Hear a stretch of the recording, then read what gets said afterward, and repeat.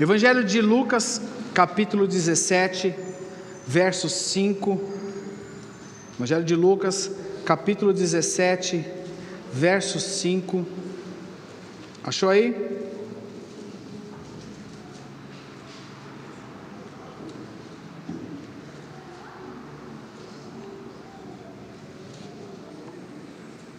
Diz o seguinte: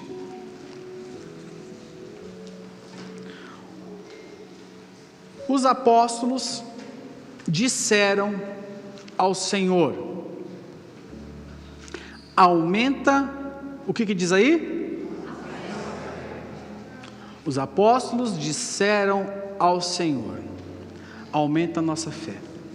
Irmãos, imagine o quadro: você caminhando com Jesus,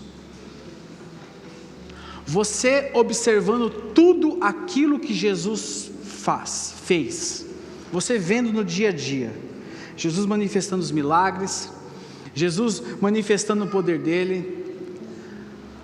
Os apóstolos viram Jesus ressuscitando mortos, os apóstolos viram, os discípulos ali viram, o que mais? Jesus feito que cegos enxergarem. Eles viram Jesus abrindo os ouvidos de quem nasceu surdo. Eles viram Jesus fazendo aleijados andarem. Eles viram Jesus multiplicando pães e peixes. Eles viram Jesus acalmando uma perigosa tempestade.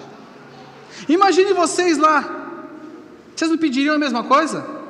Senhor, aumenta a minha fé. Você pediria a mesma coisa, sim ou não?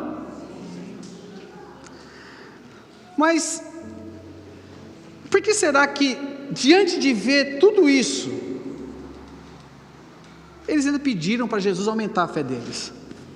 Presta atenção, eles observaram tudo isso, eles acompanharam, eles vivenciaram tudo isso. E ainda no final de tudo eles falam: Senhor, aumenta a nossa fé. Senhor, aumenta a minha fé. E eu quero ler com vocês o que diz o verso 3 e o verso 4 do Evangelho de Lucas, capítulo 17. Ainda é Lucas 17. Olha só o que diz: tomem cuidado, se o seu irmão pecar, repreenda-o, e se ele se arrepender, o que diz aí? Se pecar contra você 7 vezes no dia, e 7 vezes voltar a você e disser: estou arrependido, o que diz aí? E aí depois os discípulos dizem no verso 5: Senhor, aumenta a nossa fé. Então não foram os milagres que os discípulos acompanharam que fizeram eles clamar: Senhor, aumenta a minha fé. E sim, o que fizeram eles clamar por fé foi perdão, sobre perdoar. E o Evangelho de Lucas, capítulo 17, no verso 1, tem algo chave aqui, que diz o seguinte: Jesus disse aos seus discípulos: é inevitável que aconteçam coisas que levem o povo a tropeçar, mas ai da pessoa por meio de quem elas aconteçam. É inevitável que aconteçam coisas. Na versão revista e atualizada diz o seguinte: disse Jesus aos seus discípulos: é inevitável que venham escândalos. Algumas versões trata aqui essa palavra escândalos como ofensas. E aí completa: mas ai do homem pelo qual eles vêm. A tradução dessa palavra escândalo, que a revista atualizada nos apresenta, E a NVI coloca como aconteçam coisas. E algumas versões nos colocam como ofensas. A tradução da palavra escândalo, grego, significa escandalon. Que essa palavra originalmente se referia ao quê? Ao gatilho de uma isca. Gatilho de uma isca. E no Novo Testamento ela geralmente descreve uma armadilha usada pelo inimigo, ou uma armadilha usada pelo diabo. Armadilha de uma isca. Você vai se lembrar, quando você assistia os desenhos animados, tinha uma caixa que tinha um pauzinho assim, que o cara puxava a linha e... Sabe o gatilho, o que aciona? Sabe a ratoeira, quando você coloca o queijo ali? O gatilho que aciona a isca. Então aqui fala que esse escândalo, o escândalon, algumas versões tratam como ofensa, é o gatilho de uma armadilha. Gatilho de uma armadilha. E lá em 2 Timóteo capítulo 2, verso 24, se você puder abrir comigo, 2 Timóteo capítulo 2, verso 24, nós vamos ler até o verso 26, nos diz o seguinte, 2 Timóteo capítulo 2, verso 24, até o verso 26, olha o que diz: ao servo do Senhor não convém o quê? Mas sim ser amável para com, aptos para ensinar, paciente, deve corrigir com mansidão os que lhe opõem, na esperança de que Deus lhes conceda o arrependimento, levando-os ao conhecimento da verdade, para que assim voltem o que? A sobriedade, e aqui diz, e escapem da o que? Armadilha do diabo, que os aprisionou para fazerem a sua vontade. Existem muitas pessoas que estão presas a armadilhas.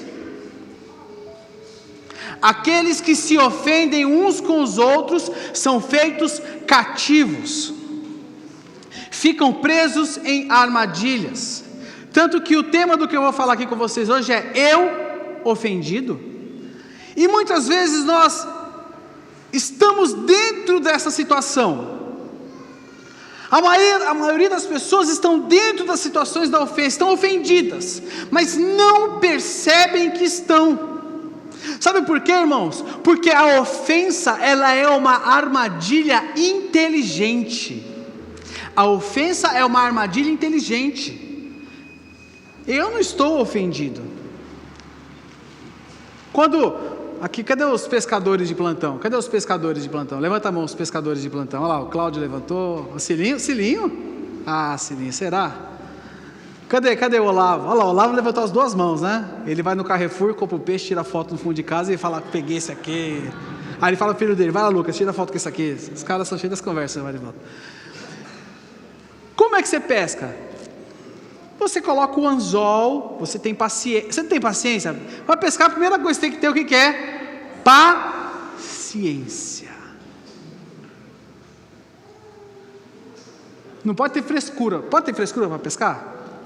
Você pega ali a minhoca, coloca no anzol, aí depois você pega o pão com mortandela, coloca, você come, você não só está comendo minhoca, pão com mortandela. Você não pode ter frescura. Tem que ter paciência, e o diabo tem paciência. A ofensa é uma armadilha inteligente. Sabe por quê, irmãos? Porque armadilhas óbvias não funcionam. Armadilhas óbvias não funcionam. O diabo nunca fisgará você com uma armadilha óbvia. Ele nunca vai te pegar com aquilo que é óbvio. Ele sempre vai te fisgar com armadilhas inteligentes. E por onde você acha que não vai acontecer, e por onde você acha que não, é por aqui, ele vai sempre te pegar. Sabe por quê? Porque ele nos fisga com armadilhas inteligentes. inteligentes. Mateus 24, 10. Olha o que nos diz, Evangelho de Mateus, capítulo 24, verso 10.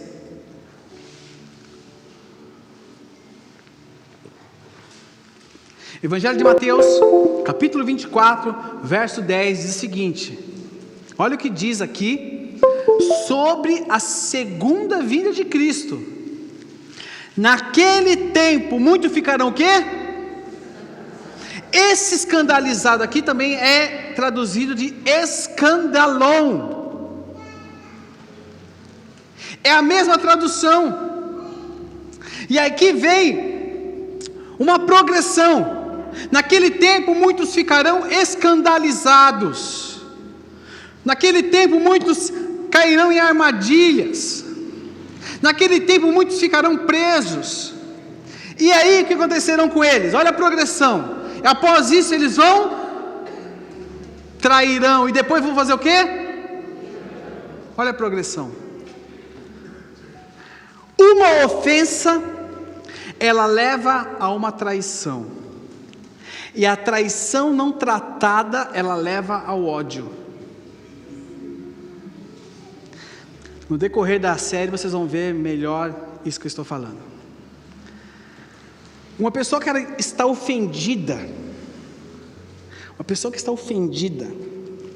ela constrói muros ao redor dela.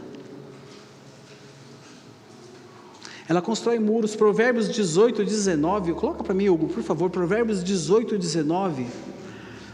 Olha o que diz Provérbios 18, 19. O irmão ofendido é o quê? Mais inacessível do que uma cidade fortificada. E as discussões são como as portas trancadas de uma cidadela. Uma pessoa que está ofendida, o que acontece com ela? Primeira coisa, o Senhor nos chamou para quê? Para nós darmos. A natureza de Deus é o quê? É amor. Ele é amor. Deus não tem amor. Ele é amor. E o amor de Deus sempre busca o quê? Dar. O amor de Deus sempre busca o quê? Doação. Quem aqui se lembra quando nasceu de novo? Irmãos, quando eu nasci de novo eu amava todo mundo. Quando a pessoa nasce de novo, ela ama todo mundo. Ela ama tudo e todos. Só o que acontece? Mas num determinado momento, alguém faz algo que não foi bom. Ou disseram algo que não caiu bem. Que para você foi doloroso. E aí, caímos na armadilha. Caímos na armadilha. E o pior, sabe o que é? Que é sempre alguém próximo a gente. É sempre alguém próximo a gente. A pessoa que vai nos machucar é sempre alguém que está próximo a nós. Sabe por quê? Porque em virtude da expectativa que nós temos sobre essa pessoa. Olha o que diz Salmo 55, de 12 a 14. Depois você coloca de novo o Provérbios também, tá, Hugo? Salmo 55, de 12 a 14. Olha o que diz. Olha o que diz. Olha o que o salmista nos diz. Se um inimigo me insultasse, eu poderia suportar. Se um adversário se levantasse contra mim, eu poderia defender-me. Mas logo você, meu colega, meu companheiro, meu amigo chegado, você com quem eu partilhava agradável comunhão, enquanto íamos com a multidão festiva para a casa de Deus. A pessoa que sempre nos machuca é a pessoa mais próxima a nós. Sabe por quê? Por causa do nível de expectativa. Qual o nível de expectativa, por exemplo, que você tem do seu líder de célula? Qual o seu nível de expectativa, por exemplo, que você tem do seu cônjuge?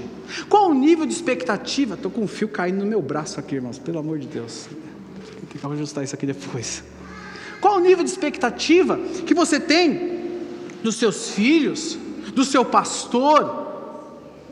São níveis altos. E qual o nível de expectativa que você tem de um desconhecido aqui? Então o que acontece? Se ele fizer algo aqui para você, ele já superou a expectativa.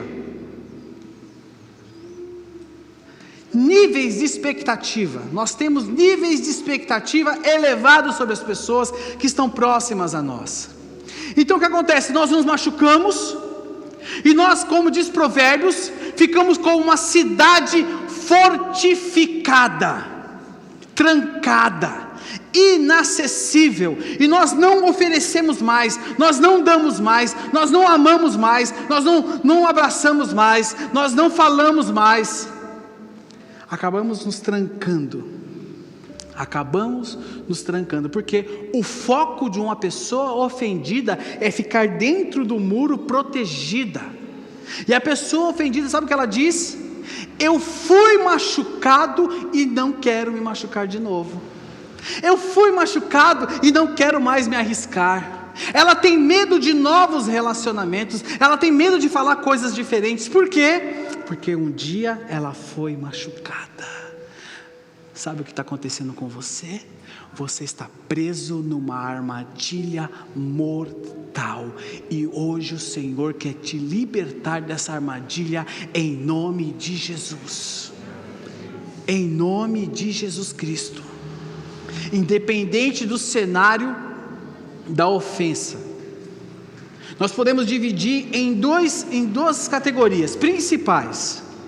Primeira categoria: aquelas pessoas que foram tratadas injustamente. E preste atenção nisso que eu falei agora, que isso aqui é o tema do que nós vamos falar semana que vem.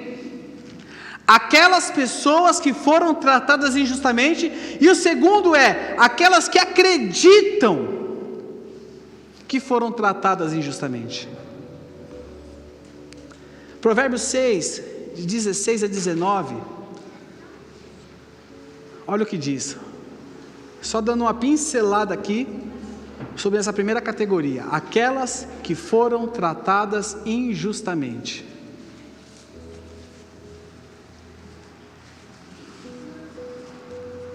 Diz o seguinte: há 6 coisas que o Senhor odeia,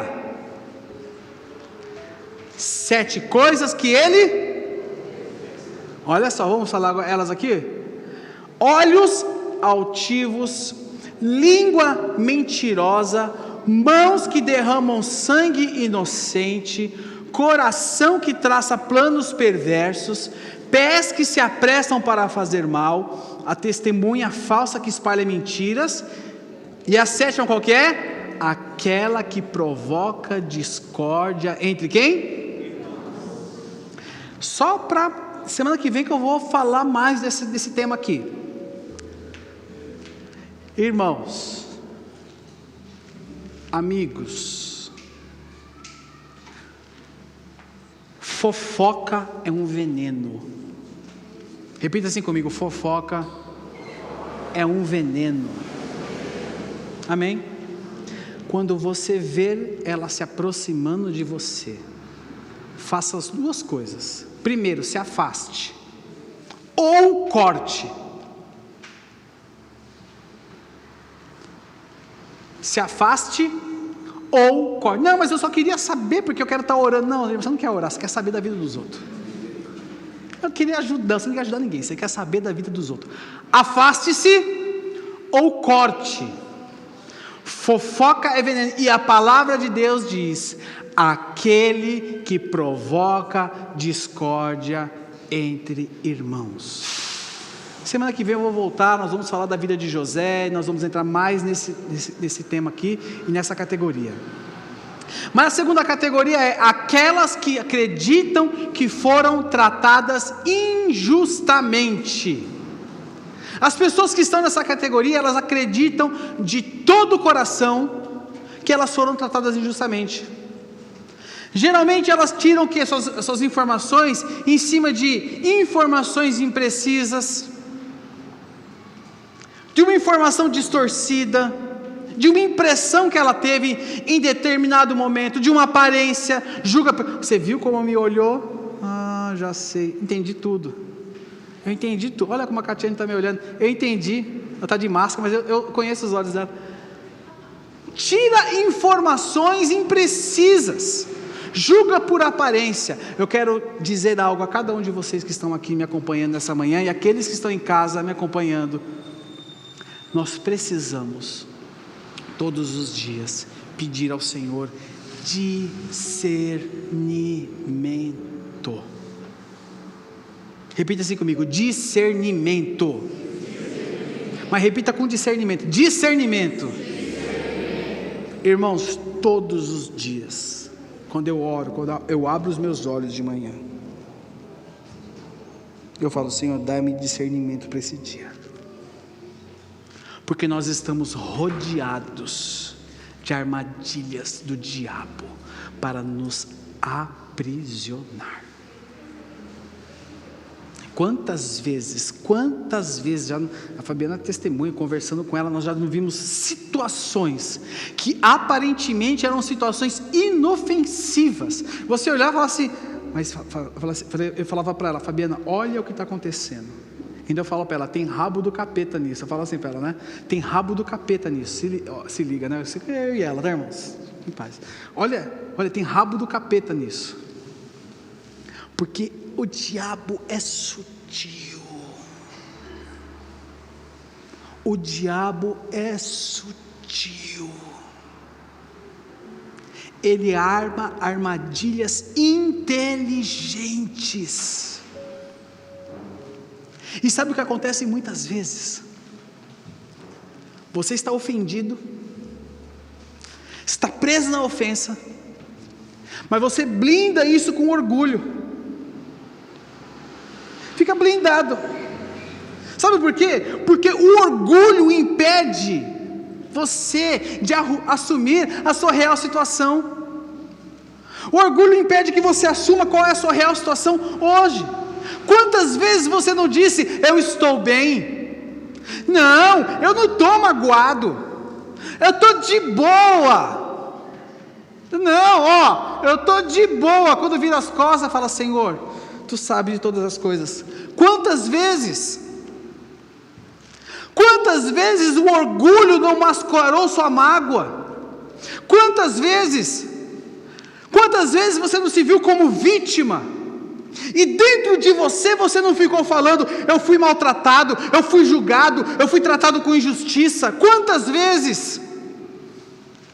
E aí o que acontece? Em cima desse orgulho, em cima disso nós começamos a fazer o quê? Justificar o nosso comportamento, porque nós acreditamos que somos inocentes. E aí o que acontece? Retemos o perdão.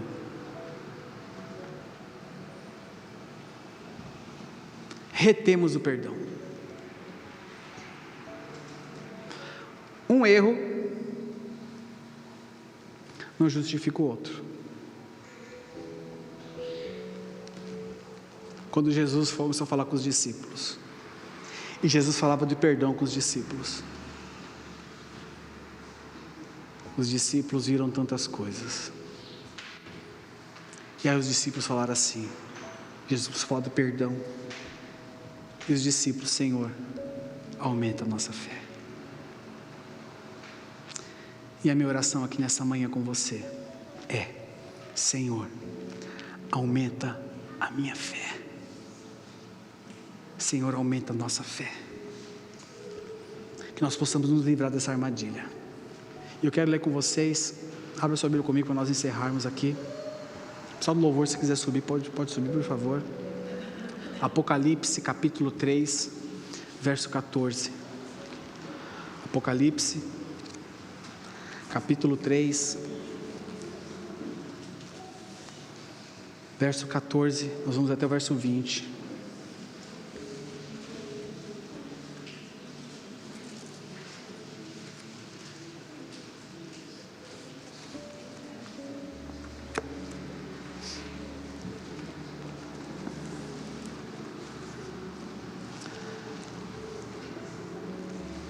Diz o seguinte: ao anjo da igreja em Laodiceia, escreva: estas são as palavras do Amém, a testemunha fiel e verdadeira, soberano da criação de Deus. conheço as suas obras. Sei que você não é você não é frio nem quente. Melhor seria que você fosse frio ou quente. Assim, porque você é morno, não é frio nem quente, estou a ponto de vomitá-lo da minha boca. Preste atenção agora no verso 17. Você diz: estou rico, adquiri riquezas, e não preciso de nada. Olha o orgulho. Olha o orgulho, Valdo. Estou rico, adquiri riquezas, eu não preciso de nada. E aí o Senhor Jesus diz: não reconhece, porém, que é miserável, digno de compaixão, pobre, cego e que está nu. Dou este conselho: compre de mim ouro refinado no fogo, e você se tornará rico. Compre roupas brancas e vista-se para cobrir a sua vergonhosa nudez. E compre colírio para ungir os seus olhos e poder enxergar. Repreendo e disciplino aqueles que eu amo, por isso seja diligente e arrependa-se. Eis que estou à porta e bato. Se alguém ouvir a minha voz e abrir a porta, entrarei e cearei com ele e ele comigo. Vamos ler o 21. Ao vencedor darei o direito de sentar-se comigo em meu trono, assim como eu também venci e sentei-me com meu Pai em seu trono. Aquele que tem ouvidos, ouça o que o Espírito diz à igreja. Amém. Olha só. Estou rico, você diz: estou rico, adquiri riquezas e não preciso de nada. Eles diziam que não precisavam de nada, e o Senhor depois expõe a real condição deles, que eles eram miseráveis, dignos de compaixão, pobre, cego e quase nu. Sabe por quê, irmãos? Eles estavam confundindo o poder financeiro com o espiritual. O orgulho ocultou a real situação, e muitos hoje estão assim, não conseguem ver a sua real situação, não conseguem enxergar que estão presos a armadilhas mortais, porque estão ofendidos. Eu quero orar com você. Eu queria pedir que você, no seu lugar, feche os seus olhos. Feche os seus olhos no seu lugar, curve sua cabeça.